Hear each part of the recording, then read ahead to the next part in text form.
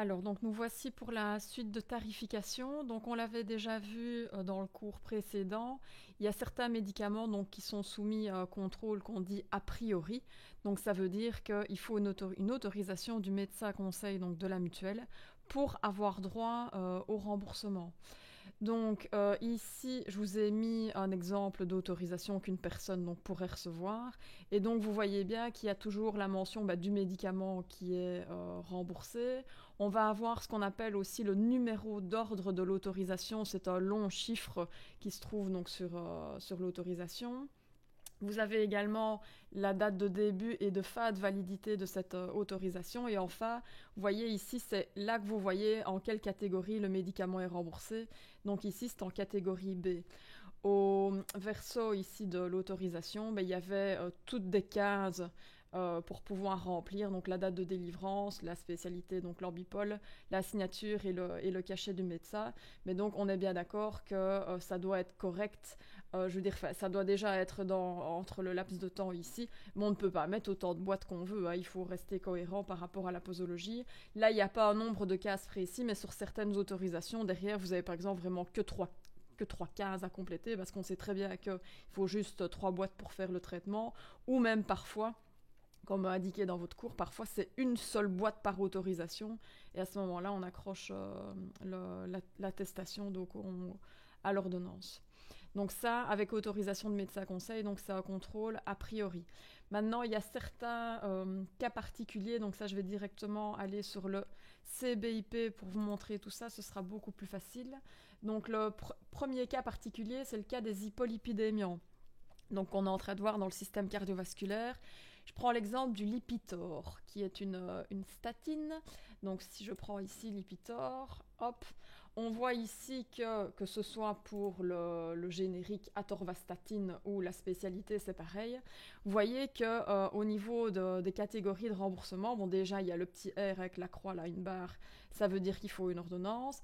Puis vous avez donc la lettre A avec juste à droite le signe de contrôle a priori. Donc pour rappel, c'est un point d'exclamation avec le petit triangle à gauche. Donc là, ça veut dire qu'il y aura un remboursement total si la personne a une autorisation du médecin conseil de la mutuelle. Et si elle n'a pas d'autorisation, pour tout le monde qui n'a pas d'autorisation, c'est remboursé en catégorie B. Ok. Un autre exemple, si je vais, je sais pas moi, un peu plus bas, une autre statine, rosuvastatine, c'est le générique ici du Crestor. Vous voyez, c'est la même chose.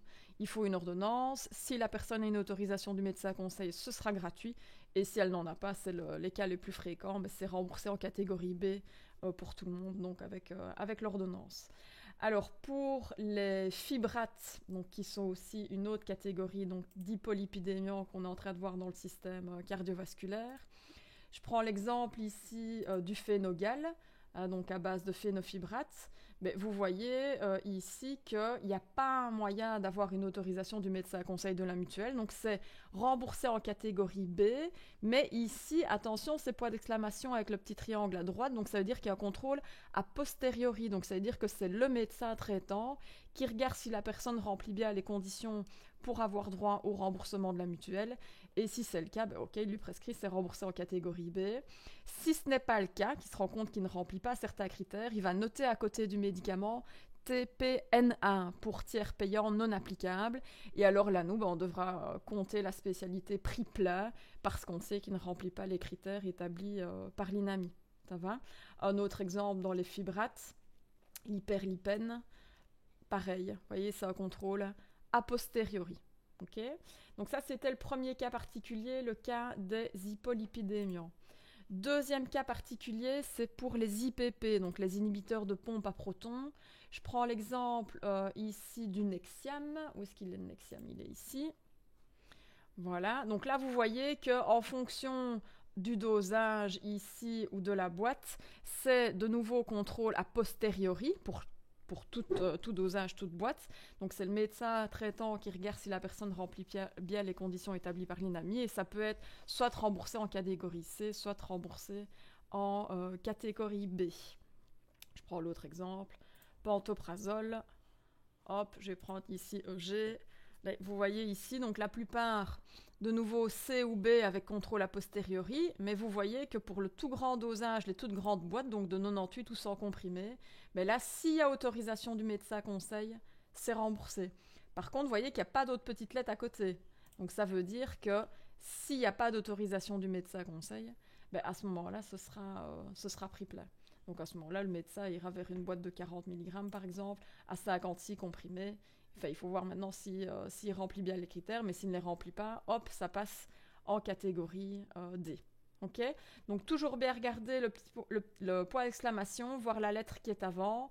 Ça nous indique, donc on est en contrôle ici a priori, et là, c'est embêtant, toutes ces fenêtres qui s'ouvrent à chaque fois, et là on contrôle a posteriori. Mais c'est vrai que quand vous mettez votre souris dessus, vous voyez, il est tout de suite mis a posteriori.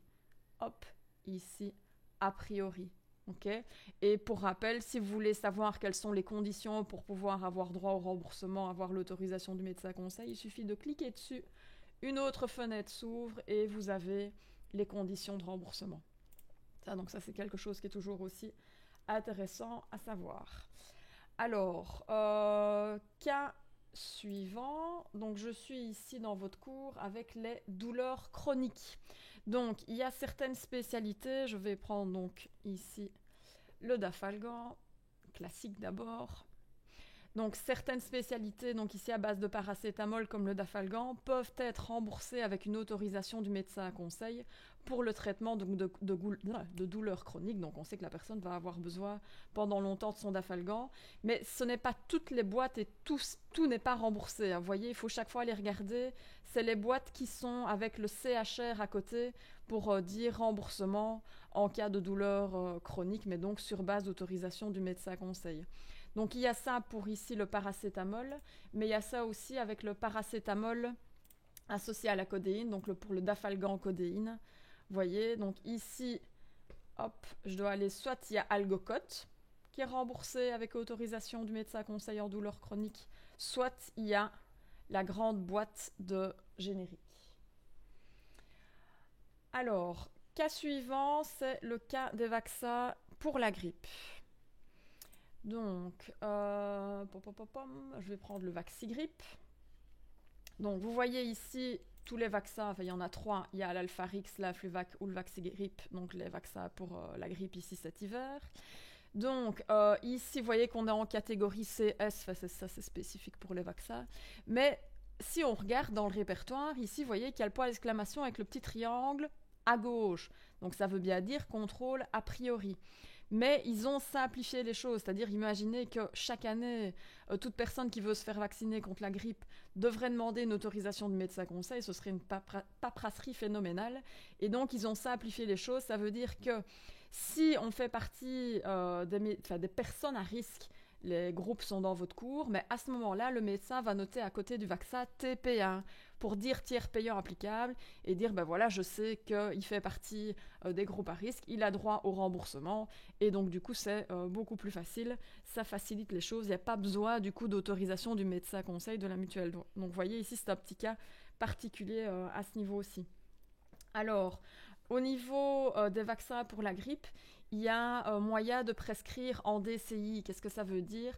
Ça veut dire que si le médecin met juste vaccin pour la grippe ou vaccin influenza sur l'ordonnance, ben, il laisse le choix au pharmacien en fonction du stock qu'il a de choisir entre Alpharix, Influvac ou Vaxigrippe parce qu'il y a certaines officines qui vont prendre que des Vaxigrippe par exemple et peu ou très peu d'Influvac et très peu d'Alpharix et donc du coup ben, si le médecin met vaccin influenza sur l'ordonnance, la personne, le pharmacien peut choisir parce que si le médecin met Influvac, normalement, on doit respecter ce que le médecin a demandé, donc on devra délivrer la spécialité Influvac.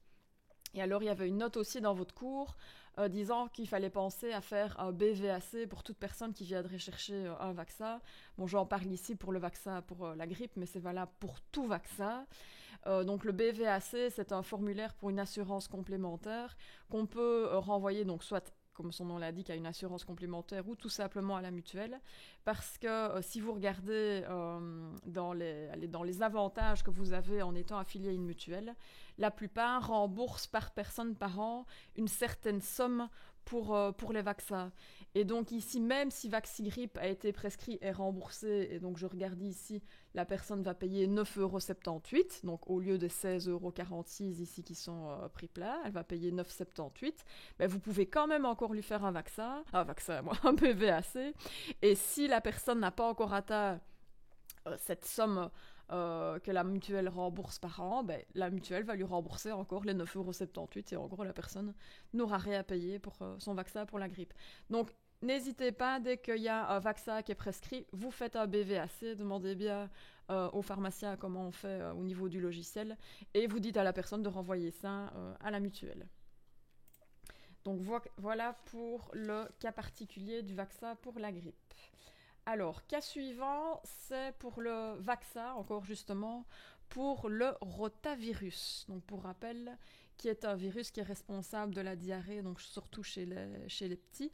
Donc, il y avait 2 vaccins, on les avait vus l'année passée. Il y a le Rotarix et le Rotatec. Mais de nouveau, vous voyez, si vous regardez comme ça à première vue dans le répertoire, vous voyez que c'est remboursé en catégorie B si il y a, puisque c'est le petit signe ici, s'il y a une autorisation du médecin conseil, puisqu'il est mis a priori. Mais de nouveau, les choses ont été simplifiées. Donc en fait, il n'y a pas besoin d'autorisation du médecin conseil, mais comme je vous ai mis dans le cours, donc Rotarix, il faut 2 doses pour faire le vaccin complet, et Rotatec, il en faut 3.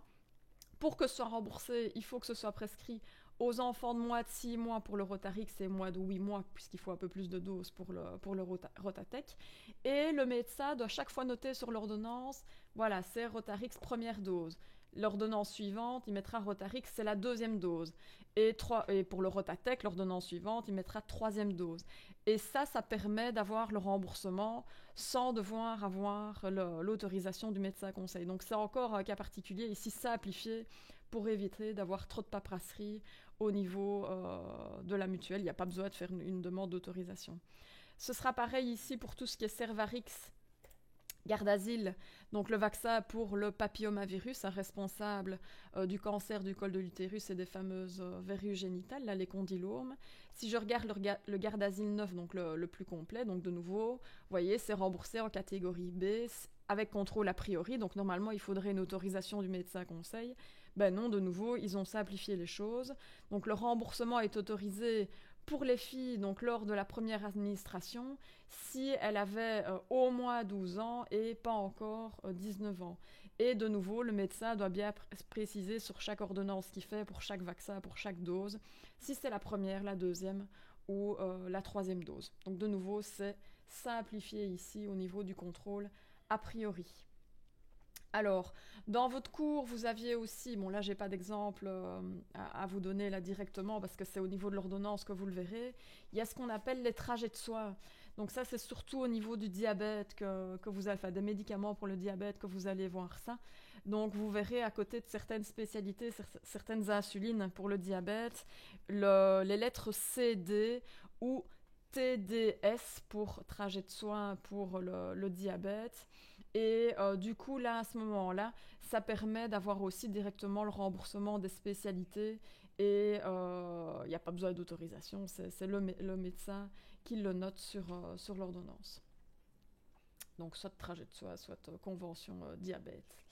Alors, pour la pilule contraceptive, je vous montre encore ici quelques exemples. Donc, si je prends exemple la pilule Yasmine, donc ça, on verra tout ça dans le système hormonal. Mais vous voyez, pour le remboursement, donc déjà, il faut une ordonnance, ça c'est une première chose. Et voilà une nouvelle lettre. J, donc ça veut dire que, hop, de nouveau, si vous mettez votre petit souris dessus, vous voyez qu'il y a une intervention pour, ici la pilule Yasmine, pour les femmes de moins de 25 ans. Sans limite d'âge pour la pilule du lendemain, donc ça c'est autre chose, c'est tout ce qui est Norlevo et la WAM, on les verra plus tard. Mais donc ici c'est une pilule classique, donc ça veut dire J, ça veut dire que les femmes qui ont moins de 25 ans vont payer moins cher cette pilule. Ça va ? Un autre exemple, si je prends, hop, j'avais regardé ici, si je prends Desorel-Vat, donc qui est aussi, une pilule, où est-ce qu'elle est ma Desorel ? Desorel, ici. Hop. Vous voyez ici que là, c'est un peu plus compliqué, donc il faut une ordonnance. Il y a toujours la lettre J, donc c'est moins cher pour les femmes de moins de 25 ans, mais c'est même, on se rapporte à la lettre pardon, qui est avant, c'est même remboursé en catégorie 1 pour les moins de 25 ans. Donc ça veut dire que les moins de 25 ans auront cette pilule gratuite. Et toute autre femme, donc de plus de 25 ans, hop, ce sera remboursé en catégorie C. Donc vous voyez ici, la boîte de 3 pilules, enfin 3 plaquettes de pilules, elle coûte 9,86 normalement. J'ai moins de 25 ans, hop, je paye 0. J'ai plus de 25 ans, ok, c'est un petit peu remboursé, je paye 5,78 €. Vous voyez? Donc il faut toujours bien lire ici toutes ces lettres et appuyer avec, enfin, mettre juste votre souris dessus et vous avez directement l'information avec tous les prix. Alors, je reviens ensuite 2 minutes ici sur mon PowerPoint avec l'insuline, donc le dernier cas particulier au niveau de votre cours. Donc, si je regarde ici, si vous avez cette ordonnance-ci, sur la même ordonnance, donc ça c'est 2 insulines, c'est vrai qu'on ne les a pas encore vues, donc c'est pas toujours évident. Donc ça c'est une insuline qu'on appelle Lantus Solostar, c'est un mode d'administration particulier, on verra ça plus tard.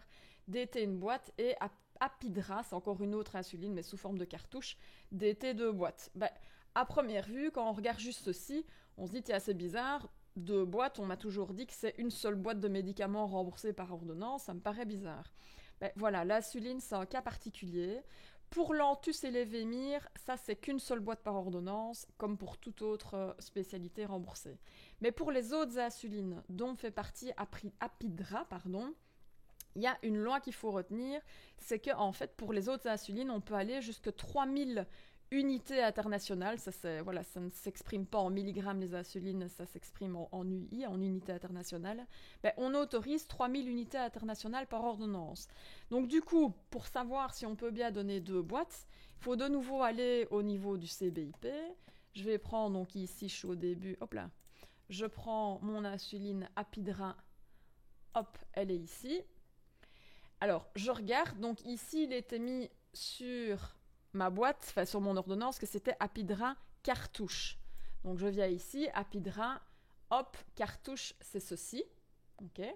Alors, je vois que dans une boîte, il y a 5 cartouches contenant chacune 3 ml et le dosage, c'est 100 unités internationales par millilitre.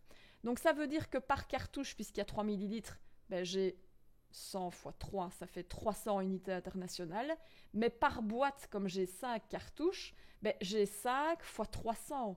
Donc j'ai 1500 unités par boîte.